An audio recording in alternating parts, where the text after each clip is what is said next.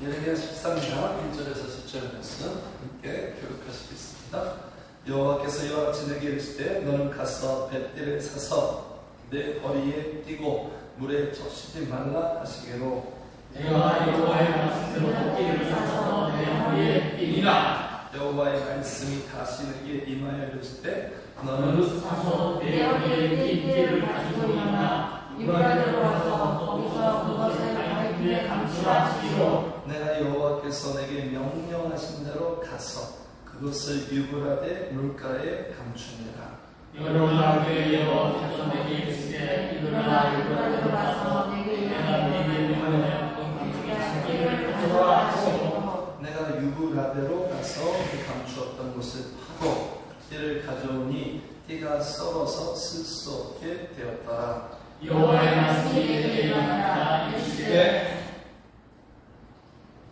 여호와께서 이와 같이 말씀하시니라. 내가 유다의 교만과 예루살렘의 큰 교만을 이같이 섞게 하리라. 이 악한 백성이 내 말을 들으려고 그 마음에 악한 그들을 하며 그들을 따라 그를 중심으로 그에게 차라리 그들이 띠가 쓸 수 없으리 하리라.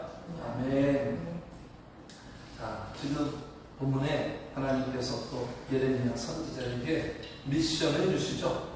사명 중인 예레미야 선지자에게 또 미션을 주십니다. 지시를, 어떤 미션을 지금 주시죠? 무슨 지시를 하십니까? 앞부분에 읽었죠? 뭐를 사라? 허리띠 사라.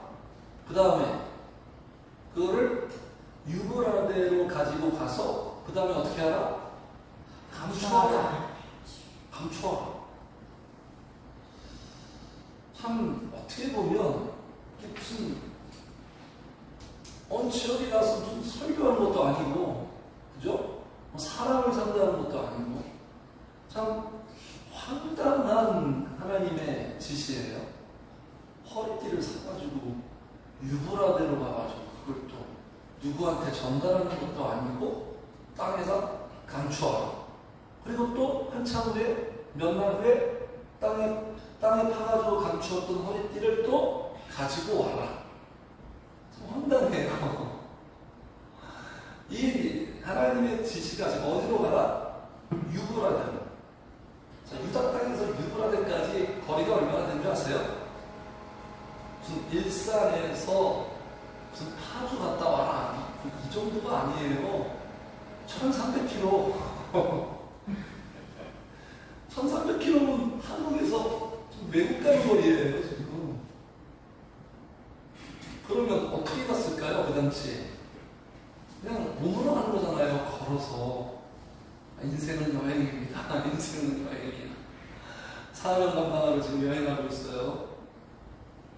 그런데 하나님께서 지시만 했지, 그 명령을 하달받는 사람 입장에서는 그 지시를 수행하기 위해서는 어느 정도 납득이 돼야 돼요, 납득이. 근데 지금 아무런 설명이 없어요, 하나님께서. 아무런 설명이 없어요. 예레미야 입장에서 이해가 안 되겠지요. 이해가 안 되죠. 이게 무슨 명령일까? 무슨 뜻일까?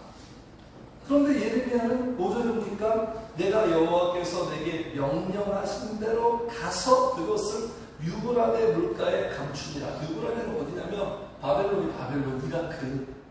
이스라엘에서 이라크 멀잖아요. 지도상을 볼 때도 이라크. 그런데 이해가 안 되는데 예레미야는 아무런 분말 없이 그대로 순종해요. 참 이게 대단하죠. 이런 모습이 진짜 모습이죠. 진짜 종들은 이렇습니다. 진짜 종. 그대로예요. 그러니까 진짜 종들의 순종은요, 우리가 신앙이 좋아지면 점점 질문이 없어져요. 질문은 뭐죠? 왜요? 내가 이걸 왜 해야 되는데요? 내가 왜 이렇게 살아야 되는데요? 내가 왜 이래야 되죠? 하나님께 이해가 안 되는 상황에 대한 질문, 불평, 불만들이 점차적으로 감소가 돼요. 찬송가 있잖아요. 가는 길 거칠고 험하여도 내 마음에 불평이 없어지만 십자가 고난을 이겨내신 주님의 마음 본받습니다. 예수님이 언제 질문한 적 있어요? 하나님께? 어떻게 보면 예수님의 모든 사명과 삶은 다 부당해요. 부당해. 그런 대우를 받을 분이 아니에요. 예수님이. 예수님 질문이 없죠. 아니오가 없어요. 고린도전서에 그분은 아니오가 없었다. 예만 있었다. 예. 예스. 예스. 이렇게 진정한 종들은요, 정차적으로 질문이 없어. 모세도 처음에 질문 많았잖아. 내가 왜 애굽에 가야 되는데, 내가 왜 다른 사람 시키세요? 그런데 나중에는 질문이 없어졌죠. 점점. 아브라함 처음에 질문 많은 사람이었는데 나중에 하나님이 딱 부르면 내가 여기 있나이다. 말씀만 하세요. 내가 여기 있나이다. 야곱도 계산이 많죠. 야곱 참 머리 굴리는 스타일이잖아요. 이에 타산을 쫓는 사람인데 나중에 질문이 없어요. 자기가 계산해가지고 자기한테 유익하면 순종하고 자기한테 불리하면 생각해보고 이런 야곱이 나중에는 질문이 없어요. 야곱아 그러니까 내가 여기 있나이다. 힘이 빠져요. 그게 자기 부인이에요. 힘이 빠져있는 거예요. 어떤 인간의 그 속성들이 힘이 쫙 빠져있어요. 네. 힘이 빠져있는 건 힘이 있기 때문에 힘이 빠지는 거예요. 조용필, 이미자 이런 대가 가수들은 힘을 쫙 빼고 노래 부르잖아요. 어떻게든 노래 부르죠. 아마추어는 잔뜩 힘을 주죠. 연기도 막 잔뜩 잘해보려고 막 열정적으로 얼마나 부자연스러워요. 그 대가들은 힘이 쫙 주죠. 연기야 진짜 사는 거야. 힘이 쫙 빠져있어요. 노래도 힘을 쫙 빼요. 그건 왜 그런 모습이 나오냐? 힘이 있기 때문이에요. 힘.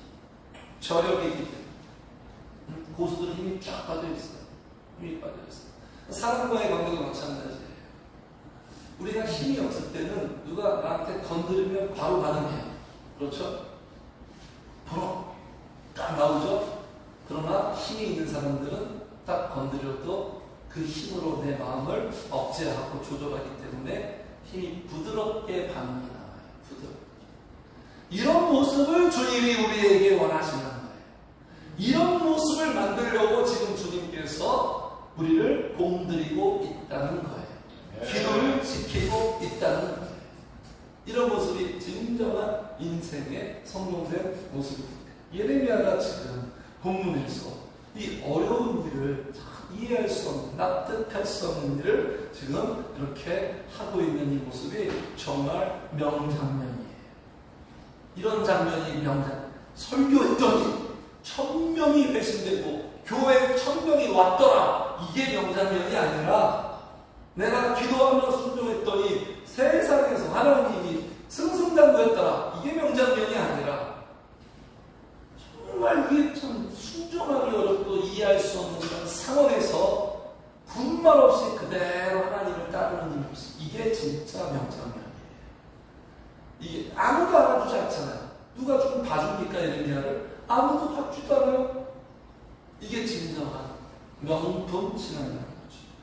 자, 이런 모습을 흠모하시기를 주의로 축복합니다. 네. 이해가 돼서 따라하는 게 아니라 이해가 안 될지라도 하나님은 확실한 분이니까 이렇게 따라가셨으면 좋겠습니다. 그러면 왜 이런 퍼포먼스를 하나님께서 지시했을까요? 이러한 어떤 액션을 통해서 하나님이 말씀하고 싶은 메시지가 있는 거예요. 자, 유브라데는 어디라고요? 바벨론? 그렇죠? 그러면 그 허리띠는 누구를 의미할까요? 유다 백성. 그러니까 유다 백성을 하나님께서 바벨론으로 옮기시겠다. 우리 알고 있는 내용이죠? 포로로 징계하시겠다. 그러니까 이거는 지금 예레미야한테 확실하게 지금 시각적인 효과를 주는 거죠. 하나님은 우리에게 말씀하실 때 어떤 언어라는 채널을 통해서 우리에게 말씀하기도 하지만 강력한 임팩트를 주는 어떤 상황을 통해서 돌아가는 상황을 통해서 내 눈이 보는 어떤 현장 장의 광경을 통해서 하나님은 우리에게 말씀하세요. 예수님 보세요. 말씀을 안 했잖아요. 막 죽은 자 살렸잖아요. 보여줬잖아요. 제자들한테. 죽은 자 살리고 오병이어로 먹이시고, 그렇죠? 바다를 잠잠케 하고 이런 걸 보여주심으로 말미암아 하나님의 메시지를 한층 더 강조하고 강화시켜요. 그래서 각인시키는 거예요. 지금 예레미야에도 그렇죠. 자, 내가 이제 바벨론으로 내 백성들을 다 징계하고 옮길 거야. 이 정도 말하는 게 아니라 그런 정말 힘든 과정을 통해서 하나님께서 그 하나님의 그 이렇게 할 수밖에 없는 그 하나님의 그 심각한 마음을 이렇게 감정이입이 되도록 예레미야에 하나님이 앞으로 이렇게 하시겠구나. 이게 얼마나 심각하고 이게 얼마나 두렵고 무서워요. 그러니까 그걸 마음으로 느낀 예레미야가 설교를 할 때 어떤 마음으로 하겠어요. 예레미야가 하나님의 심판에 대해서 전할 때 더 하나님의 마음과 가까운 마음으로 전할 거 아니에요. 그래서 하나님께서 이렇게 보여주시는 거예요. 자, 그래서 이렇게 말합니다. 9절 보세요. 9절에 왜 하나님께서 유다 백성을 바벨론으로 그렇게 포로로 옮겨서 징계하시겠다. 그 이유가 나와요. 하나님이 심판하겠다. 잠시 그들을 망하게 내버려 두겠다. 이 회초리를 들었어요. 그 이유가 나옵니다. 9절. 이게 오늘 이게 13장 전체의 하나님의 어떤 그 문제 진단이에요. 자, 9절 같이 해요. 시작. 여호와께서 이와 같이 말씀하십니다. 내가 유다의 음악과 유다의 상행하는 그만을 이같이 썩게 하리라. 그렇죠. 허리띠가 썩은 것처럼 이스라엘 유다 백성들을 썩게 하라. 어떤 문제 때문에 성도님들? 교만, 큰 교만. 이 교만 때문에 징계할 수밖에 없는 거예요. 교만 때문에 결국 이런 처지가 되고 밑바닥이 되고 만신창이 되고 망하고 피눈물 흘리고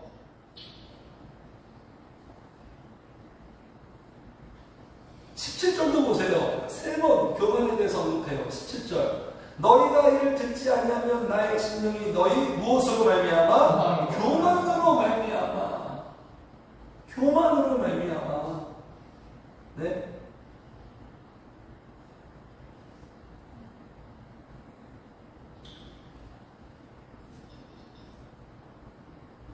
그래서 15절도 보세요. 15절 같이 읽어요. 시작. 너희는 들을지어다 그를 비울지어다 교만하지 말자. 교만하지 말자.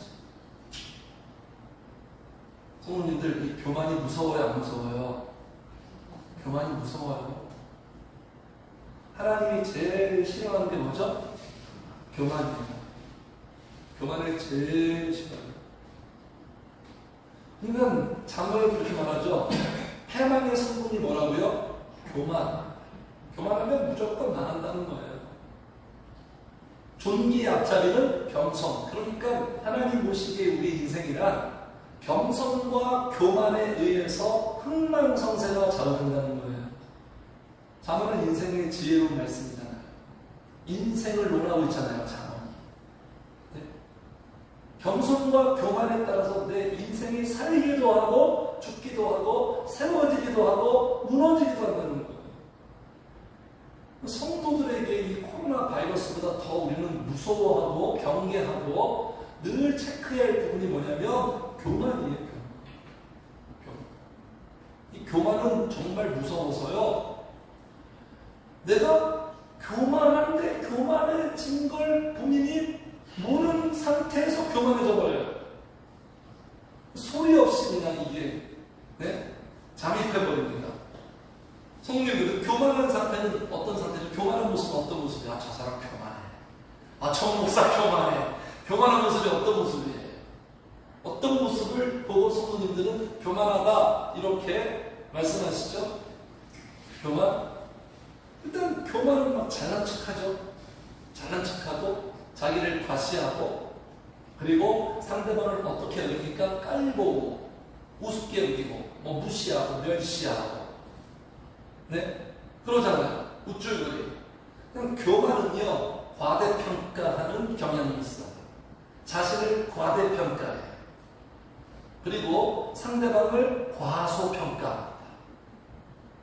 교만의 뿌리는 뭐라고 늘 제가 말씀드린 교만의 뿌리는 무지함이에요. 무지함. 몰라. 제대로 몰라요. 그냥 교만한 거예요. 자기가 대단한 줄 알아요. 믿음이 좋은 줄 알아요. 괜찮은 사람 잘나지 않았거든요.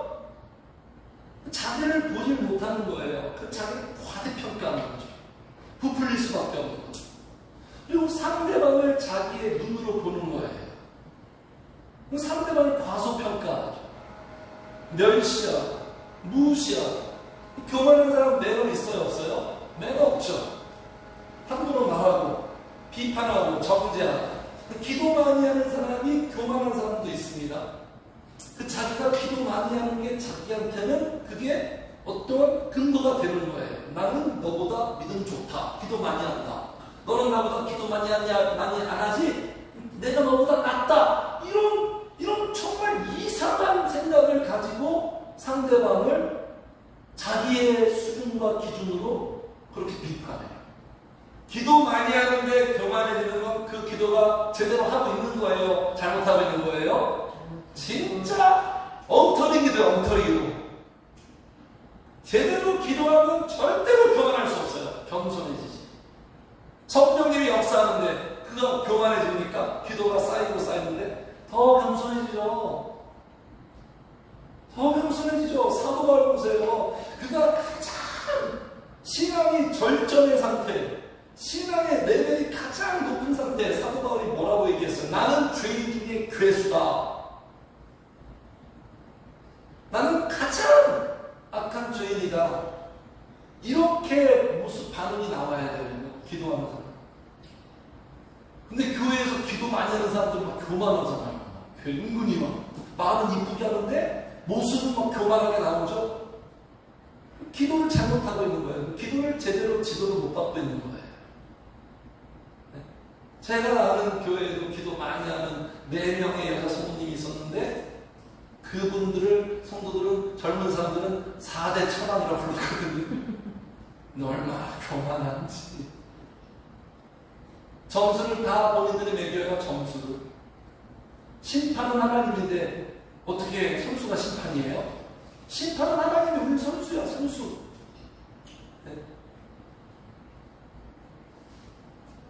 예의가 없죠. 그래서 저기 누가복음에 가면 성전에 기도하는 사람 2명이 올라가죠. 한 사람은 바리새인, 한 사람은 세리. 바리새인은 어떻게 기도하죠? 하나님, 바리새인은 일주일에 2번 금식해요. 2번 금식하고 기도를 딱 지키는 사람. 하나님 앞에 떳떳해. 저 이렇게 살고 있어요.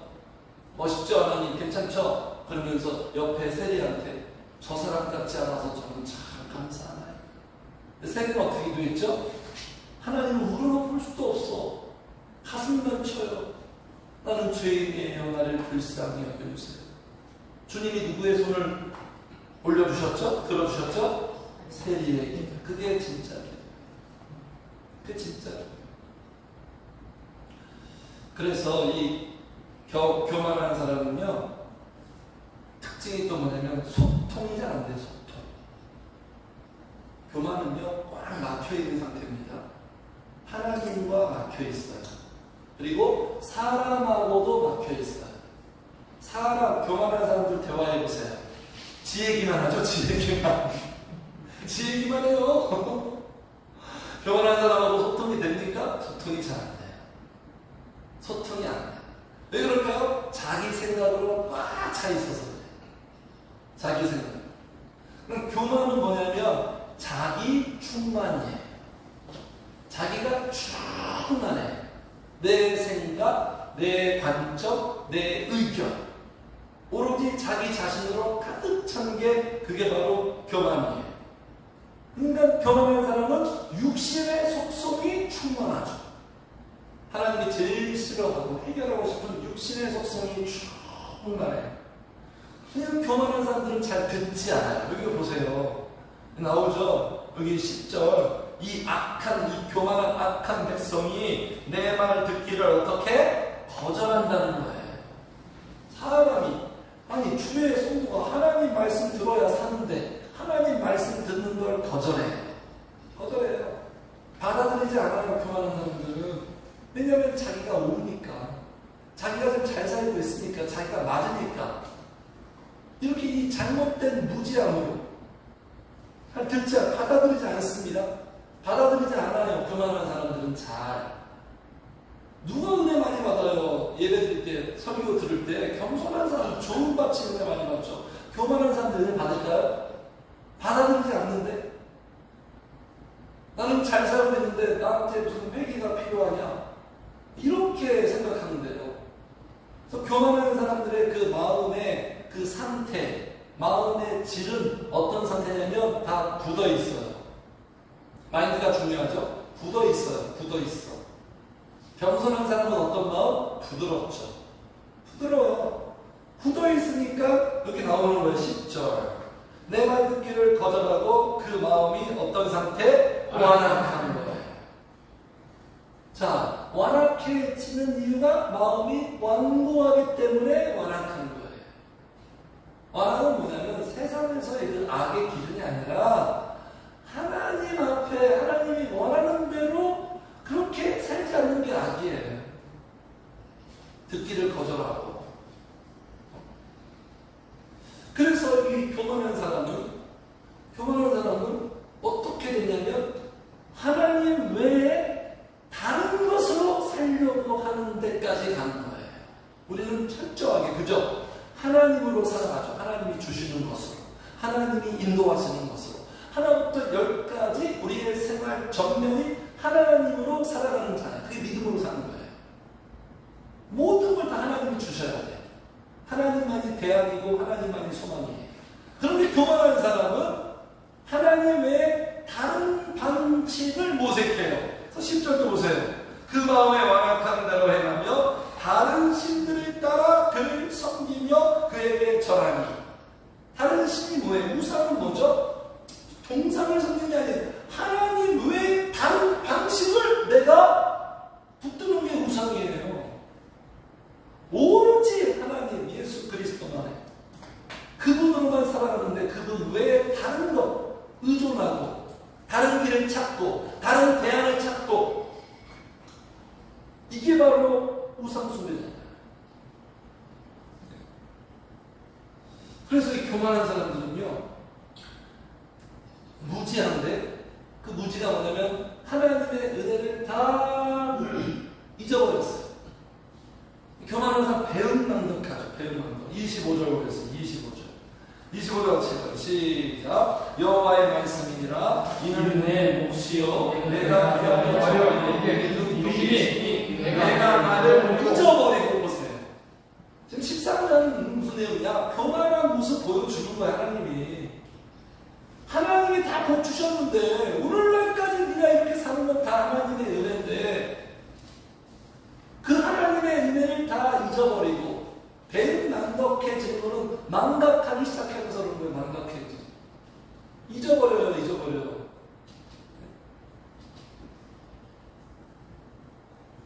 그래서 이게 교만한 모습이에요. 몇 가지 말씀드렸죠? 교만한 모습과 상태는 이런 모습으로 나타나는 것을 오늘 본문의 13장에서 하나님이 말씀하셔요. 그래서 교만이 왜 문제인가? 교만이 왜 심각한가? 교만하면 또 우리에게 어떠한 불행이 임하는 날을 지금 열거하고 있습니다. 자, 베드로전서 이렇게 말하죠. 교만하면 어떤 우리에게 문제가 생기냐면, 같이 합시다. 하나님이 적으로 돌변한다. 하나님이 우리의 적이 되어버린대요. 우리가 승리할 수 있는 근거는 뭐예요? 시편에 이렇게 나오죠. 여호와는 내 편이 되사. 하나님이 내 편을 주시는 거예요. 하나님과 편 먹으면 이길 수 없는 게임도 이길 수 있어요.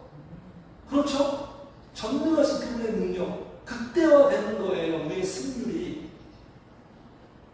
베드로전서 이렇게 말하잖아요. 하나님이 교만한 자들을 대적하신대요.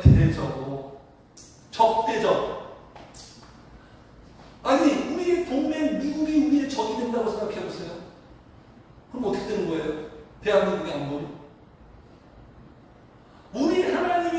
적이 된대요. 교만한 사람에게 하나님 그렇게 하신다는 거예요. 최악의 이거 상황 아닙니까? 겸손한 자들에게 은혜를 베푸는데 교만한 자들은 대적. 이거 재앙이에요, 재앙. 네? 여기 보세요. 이렇게 말씀하세요. 이건 참 재앙의 말씀이에요. 14절 같이 해요. 14절 시작. 또 그들로 피차 충돌하여 상하게 부자 사이에도 들어가게 할 것이라. 내가 그들을 불쌍히 여기지 아니하며 사랑하지 아니하며 아끼지 아니하고 멸망하라. 그럼 어떻게 되는 거예요? 하나님의 사랑으로 살고 하나님을 아껴주시고 하나님의 긍휼에 여겨주셔야 우리가 살 수 있는 인생인데 그 모든 것을 하나님이 다 철회해버리시고 보이콧 해버리면 도대체 우리는 어떻게 하겠다는 거예요?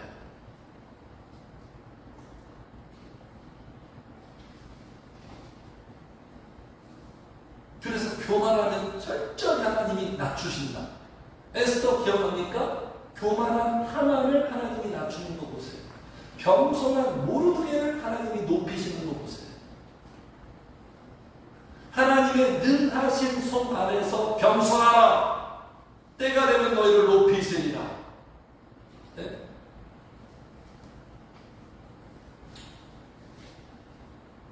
그리고 이렇게 교만을 하나님이 대적하시고요. 두 번째, 교만하면 우리가 어떤 성도가 되냐면 부패해집니다. 우리가 부패해져. 그런 거 같죠, 성도님들? 부패해져. 바울 사도가 항상 두려워하는 건 뭐예요? 예수님을 향한 내 마음이 부패해질까 두려워하는 거예요. 부패해질까. 그 여기 나오는 9절에 유다의 교만과 예루살렘의 큰 교만을 이같이 어떻게? 썩게 하리라. 썩게 하리라. 교만은 우리를 부패하게 만들어요. 성도님들, 자, 썩으면 어떤 상태가 돼요? 음식이 썩으면 어떻게? 사람도 그죠? 인간 썩는 냄새 좀 맡아본 적이 있거든요. 뭐 영화에서 보면 막 살인 현장 가면 경찰들이 막 이러잖아요. 사람 썩는 냄새 고약하대요. 다른 냄새보다. 동물 썩는 것보다 사람 썩는 냄새가 제일 고약하대요. 맡을 수가 없대요. 그 자리에 있을 수가 없대요. 우리가 부패하면요, 썩는 냄새가 악취가 납니다. 하나님 우리를 어떤 사람으로 말씀하셨죠? 너희는 그리스도의 향기니 예수님 냄새가 나야 돼요. 그 냄새는 향기죠. 그 부패해지면 악취가 나는 인간이 돼요. 악취. 같이 옆에 있을 수가 없어. 피하고 싶은 인간, 힘들게 하는 인간. 교만하려고 그렇잖아요. 주변 사람 힘들게 하잖아요. 그렇죠? 함께하기 참 피곤한 사람이잖아요. 이 악취가 어떤 인간 냄새. 성도님들, 그래서 성령님이 우리에게 내가 거룩하니 너희도 거룩하라. 제발 거룩해라. 너희 안에 하나님이, 성령님이 거하시는 거 못하면 성령님이 왜 거룩해야 됩니까? 우리가 거룩하지 않고 부패하면 성령님이 우리 냄새 때문에 올 수가 없어요. 악취 때문에. 우리 교회 금요일날 그저 악취 때문에 얼마나 힘들었습니까? 힘들죠? 그 정도로 힘든데 거룩하신 성령님이 내가 부패해서 막 인간 냄새는 뭐죠? 인간 냄새 막 튕긴다. 어떤 거예요? 어떤 냄새일까? 어떤 모습일까요? 돈돈 하고, 네? 그냥 자기밖에 모르고 그냥 돈밖에 모르는 인간 냄새. 이 부정부패한 모습, 냄새. 거기에 어떻게 성령님의 역사가 있을 수가 있어요? 그래서 우리가 부패해지는 성령님들이 이렇게 되는 거예요. 부패해지면, 자, 10절 같이 해봐요. 또 한 번. 시작. 이 악한 백성이 내가 그들을 받아가고 그 마음에 완악한 대로 행하며 다른 신들을 따라 그들을 성이며 그에게 정하니 그들의 인기가 쓸 수 없으며 지리되리라. 어떻게 된다고요? 쓸모없는 존재. 하나님 우리를 왜 불렀어요? 쓸모있는 존재로 이름을 불렀어요. 11절 여호와의 말씀이니라. 띠가 사람의 허리에 속한 같이 내가 이스라엘 온 집과 유다 온 집으로 내게 속하게 하여, 우리가 하나님의 허리띠같이 하나님과 딱 밀착돼서 붙어서 속하게 하여 그들로 내 백성이 되게 하며 내 이름과 명예와 영광이 되게 하였으나, 하나님의 야심찬 계획, 우리를 불러서 우리는 쓸모있는 존재가 되어서 하나님의 나라의 영광스러운 인생으로 만들고자 하는 하나님의 그 계획이 다 수포로 돌아가요. 그만해지면 쓸모없는 인간이 돼요. 하나님은 교만한 사람 절대로 안 씁니다. 그가 아무리 잘났어도, 능력자일지라도, 똑똑하고 못하는 같은 사람일지라도 교만한 사람 절대 쓰지 않아요. 쓸 수가 없어요.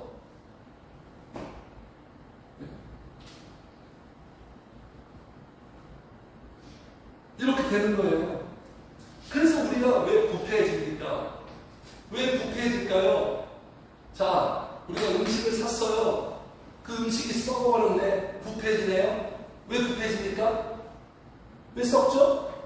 보관을 제대로 안 해서 썩는 거죠. 간단하죠. 뭐 어려워 보이는 거예요? 보관을 제대로, 보관할 자리에 있지 않으니까 썩는 거 아니에요. 어디에 보관해 음식이 저런데? 냉장 보관, 냉동 보관. 음식은 그 안에 들어가 있어야 돼요. 우리가 왜 부패인 줄 아세요? 우리를 보관해야 할 그곳에 있지 않기 때문에 우리가 부패해지는 거예요. 우리를 주님은 어디에 보관하겠다는 거예요? 어디에 보존해야 돼요? 같이 합시다. 내가 주님 안에 주님 안에 우리를 보관하는 거예요. 주님 안에 있는 사람은 어디 안에 있다고요? 기도의 자리, 예배의 자리 안에 반드시 있어요. 자기는 뭐 주님 안에 있다고 하는데 기도 안 하는데 말도 안 되는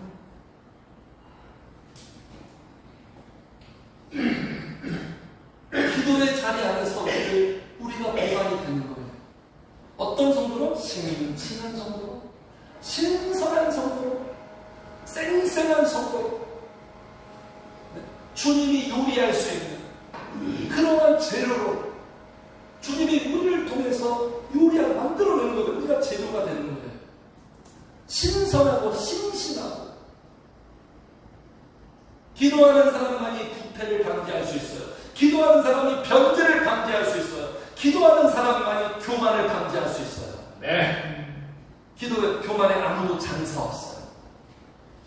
교만에 아무도 장사 없어요. 여기 보세요. 여기 23절 같이 읽어요. 시작. 구수인이 그의 피부를, 표범이 그의 반점을 닦아게 할 수 있느냐? 할 수 있을지에 악에 익숙한 너희도 선을 행할 수 있으리라. 무슨 말이에요? 구수인은 흑인. 저 이디오피아 흑인이 그의 피부를 하얗게 만들 수 있느냐? 표범의 그 반점을 누가 바꿀 수 있느냐? 이건 안 되는 거다. 그런 것처럼 너희 악에 익숙한 너희도 절대로 변할 수 없다. 이건 역설법이에요. 이게 변하지 않는 것처럼 너희도 못 변하는데 니네가 변할 수 있어. 이런 말이에요. 역설법을 쓴 거예요. 긍정인 것 같은데 부정이에요. 네? 교만은 우리가 어떻게 할 수가 없어요. 성도님들. 우리가 해결할 수 없어요. 그래서 교만한 사람들 보세요. 성령님 찾지 않잖아요. 겸손한 자들이 진짜 성령님 찾잖아요. 목사님이 앞에서 찾으라니까 그냥 거기에 따라서 억지로 찾는 게 아니라 겸손한 사람들은 진짜 성령님 없으면 난 죽는다. 성령님 없으면 난 못 산다. 이런 절박한 심정으로 성령을 찾잖아요. 그래서 막 금집도 하고 몸이 피곤한데도 막 나오고 새벽에도 나오고 차라도 하고 이렇게 달라붙잖아요. 교만한 사람들은 뭔가 믿는 구석이 있어요. 믿는 구석이 은근히 있다니까요.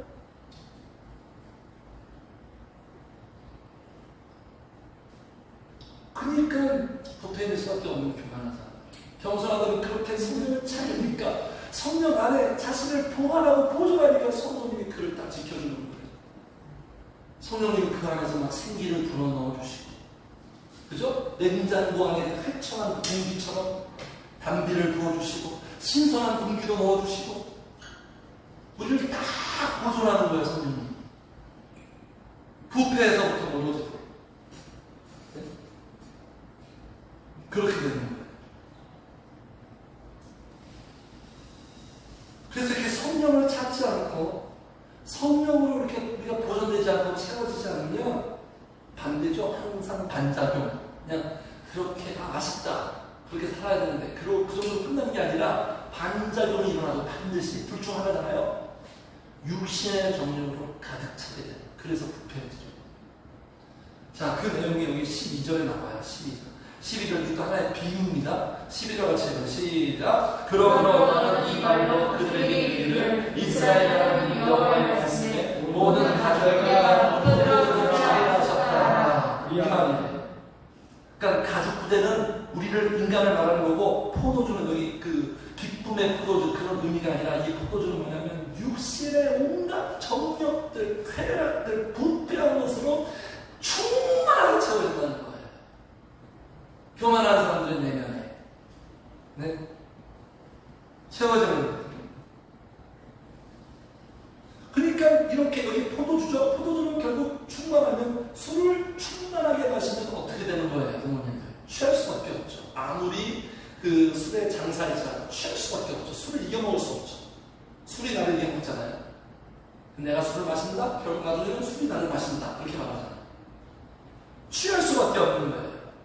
13절 그대로 이어집니다. 13절 읽어요. 시작. 너는 다시 그들에게 이르기를 여호와의 말씀이 보라, 내가 이 땅의 모든 주민과 다윗의 왕에 앉은 왕들과 제사장들과 선지자들과 예루살렘 모든 주민으로 잔뜩 취하게 하고. 뭐 취하는 거예요? 기쁨에 취합니까? 예수님에 취합니까? 뭐에 취하는 거예요? 육신에 취하고, 돈에 취하고, 세상 쾌락에 취하고, 성공에 취하고.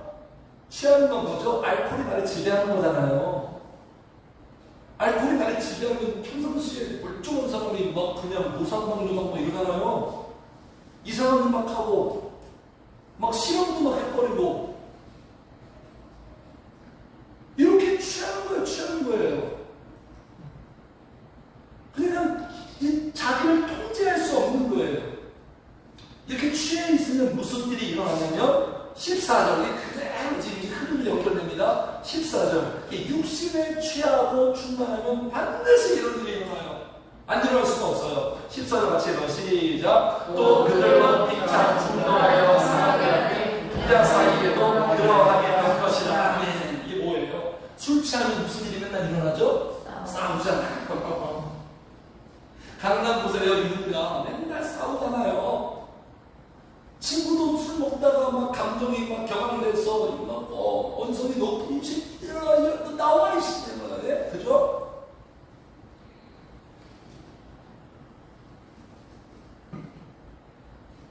이렇게 육신으로 취하면요 반드시 사건이 일어나. 싸워요. 싸워.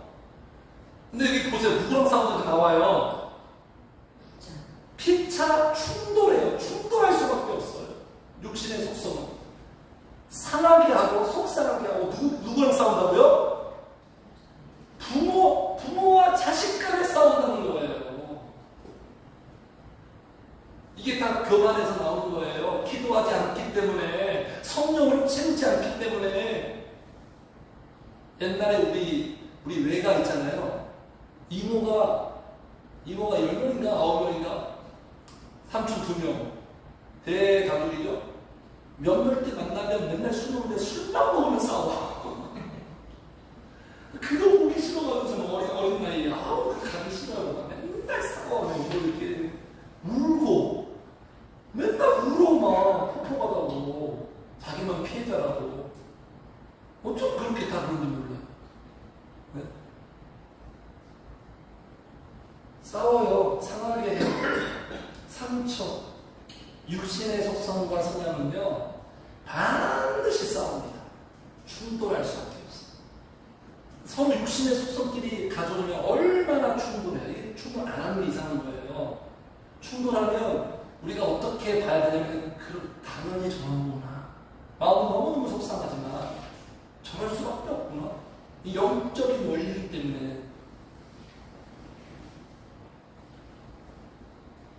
그래서 결국 어떻게 된다? 17절 교만은 결국 사람을 이렇게 만들어요. 겸손과 성령은 결국 우리를 어떻게 하죠? 해피엔딩, 웃게 만들죠. 그렇죠. 그런데 교만은 이렇게 만들어요. 17절 시작. 너희가 그를 듣지 아니하며 나의 심령이 너희 교만으로 말미암아 은밀한 곳에서 울 것이며 여호와의 양떼가 사로잡힘으로 말미암아 눈물을 흘려 통곡하리라. 결국 내 눈에서 피눈물을 흘리는 거예요. 교만은 피눈물을 흘려요. 그래서 유다 백성이 유린을 당합니다. 유린을 당해요. 여기 22절 내가 마음을 어찌하여 이런 일이 내게 닥쳤는 거겠으나 내 죄악의 크므로 내 치마가 들리겠고. 뭐예요? 알겠죠? 여자들이 성적으로 유린 당하는 거예요. 바벨론에 가서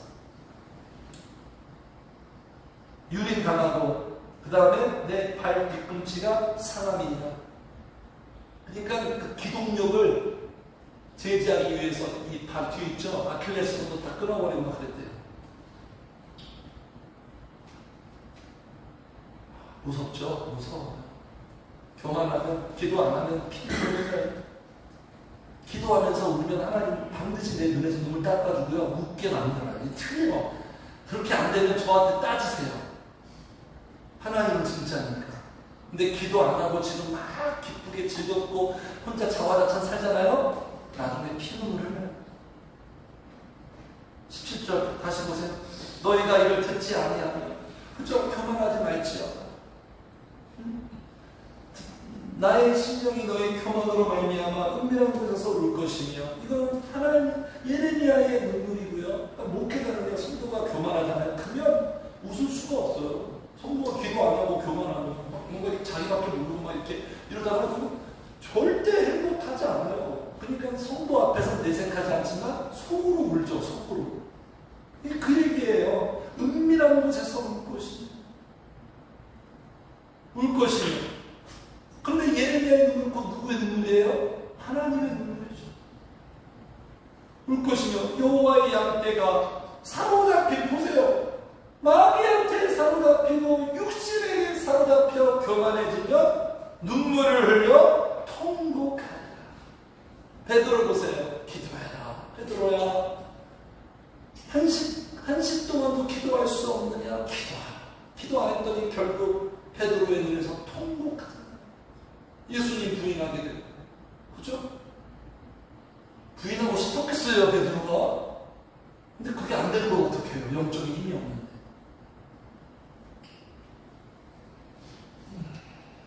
그래서 15절에 하나님이 다시 교만하지 말지어다. 교만하지 말지어다. 여기 맨 마지막 절 보세요. 27절. 하나님의 눈물이에요. 맨 마지막에 보세요. 화 있을진저 예루살렘이여, 내가 얼마나 오래 무해야 정결하게 되게 돌아와. 그러니까 인간은 오랜 시간이 지나도 안 바뀐다는 거예요. 오랜 시간이 지나도 안 바뀐다는 거죠. 하나님께서 또 이렇게 말씀하세요. 16절이에요. 우리 16절이 우리의 결론 삼았으면 좋겠어요. 16절의 방향으로 가야 합니다. 16절 같이 읽어. 시작. 그가 모든을 일으키시면 너희 발이 모든 산에 거치리라. 너희 발을 띠 상상하게 흔들고 편하여 신치는 어둠이 되게 하시기 전에 너희 하나님에게 영광을 돌리라. 그죠? 이거 무슨, 이 말씀에 뭐가 느껴지나요? 하나님은 그래도 기회를 주신다. 그죠? 뭐뭐뭐 하기 전에 골든타임을 주시는 거. 이 위기를 기회로 삼는 건 기도하는 것밖에 없죠. 주를 만날 기회를 타서 너는 주께 기도하지. 그러니까 내가 막을 수 있는 거예요. 이 기회를 살릴 때. 내가 기도를 하면 찬스를 살리는 거예요, 성도님들. 하나님이 주신, 하나님이 일할 수 있는 기회를 살리는 거예요. 나의 기도가. 찬스, 압박 찬스를 내가 사용하는 거예요. 하나님은 놀라운 일을 하죠. 그래서 여기 보세요. 너희 하나님께 영광을 돌려라. 영광을 돌려라. 교만은 절대로 영광 돌리지 못하죠. 겸손하게 영광을 돌리죠. 영광을 돌릴 수 있는 것. 자, 마지막 시편 앞으로 가겠습니다. 시편 50편 자랑 말씀 보시고 마칠게요. 시편 50편. 하나님께 우리가 영광 돌릴 수 있는 것. 이렇게 하는 영광 돌릴 수 있어요. 시편 50편 15절. 시편 50편 15절. 자, 838페이지 같이 우리 읽어요. 시편 50편 15절 시작. 내가 내 건지니 내가 내 영광이라. 네. 그죠? 오늘 이 말씀을 늘 생각하며 기도합니다.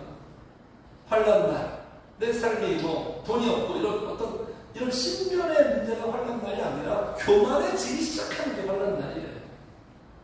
내가 기도를 딱 끊고 사는 게 환난 날이에요. 하나님과 멀어지는 게 환난 날이에요. 성령의 역사를 잃어버리는 게 환난 날이에요. 강박해지고 있는 게 환난 날이에요. 사모함이 사라지기 시작하는 게 환난 날이에요. 자, 환난 날에 어떻게 하라? 우리가 할 수 있는 대책은 나를 불러라. 기도하라. 기도하라. 기도하라. 그러면 하나님 어떻게 하신다? 내가 너를 건지리. 교만의 그 수렁에서 던져내서. 교만 스스로 빠져나올 수 없어요, 어머님들. 교만 누구도 못 고쳐요. 건지리니? 그래서 어떻게 한다? 결과는 네가 나를 어떻게? 영화롭게 해. 나의 기도는 결국 나만 좋은 게 아니에요. 하나님을 영화롭게 해요. 성도님들, 우리는 항상 하나님께 영광 돌리고 싶은 마음이 있어야 돼요. 드글드글 해야 됩니다. 내 힘과 노력으로 영광 돌릴 수 없어요. 우리가 기도하면 성령께서, 그죠? 육의 속성은 정리해 가시죠. 육의 속성은 소멸하고 교만은 서서히 사라지고 영의 속성을 창조하죠. 그래서 겸손한 마음은 점점 부풀어지죠. 그 겸손한 모습을 통하여 하나님께 영광 돌리는 거예요. 네. 겸손은 뭐예요? 눈만 뜨면 입만 열면 다 하나님께 찬양하니 하나님 하셨어요. 하나님의 은혜예요. 하나님이에요. 다 하나님이에요. 이게 사실입니까? 그 모습을 통하여 영광 받으시는 거예요. 영광 받는 거예요. 그래서 마지막 여기 보세요. 예레미야 13장 똑같이 한번 봐주세요. 한번 보고 마치겠습니다. 그래서 이 겸손의 포즈, 겸손의 자세. 하나님 구체적으로 말씀하십니다. 자세까지 교정해 주세요. 자, 여기 18절 같이 읽어. 13장 18절 시작. 너는 왕과 왕에게 자기를 스스로 낮추라. 겸손의 자세까지 교정해요. 스스로, 우리가 스스로 해야 된다는 거예요. 기도는 스스로 낮추어 앉아라. 하나님 앞에.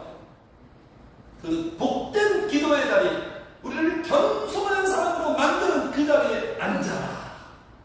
앉아라. 그 자리. 이 자리가요 기적의 자리예요. 꽃자리, 보금자리. 이 자리에서부터 다 그냥 파생되기 시작할 거예요. 제가 말씀드린 공부는 머리로 하는 게 아니라 엉덩이로 하는 거고요. 신앙생활도요 머리로 하는 게 아니에요. 말씀 잘 이해하는 게 아니에요. 엉덩이로 하는 거예요. 얼마나 기도의 자리에 내가 머물러 있느냐. 그 시간을 좀 신앙생활 무릎으로 하고 엉덩이로 하고 거기에서 우리가 만들어지는 거예요. 교만은 정리돼. 겸손은 새롭게 만들어졌어. 결국 하나님께 영광을 돌려서 하나님이 아까 야심찬 계획 뭐라고요? 너를 통하여 내 이름과 명예와 영광을 나타내리라. 그리고 우리를 높이시는 거예요. 모르겠죠. 이런 하나님의 계획대로 날마다 주님 앞에 스스로 낮추어 앉아서 기도하고 하나님 앞에 영광을 돌리게 되는 겸손한 우리 성도님들 되시기를 주의 이름으로 축복합니다. 네. 자, 잠깐. 예수 451장입니다. 451장. 자, 우리 예수님처럼 되기를 소망하며 찬송해요.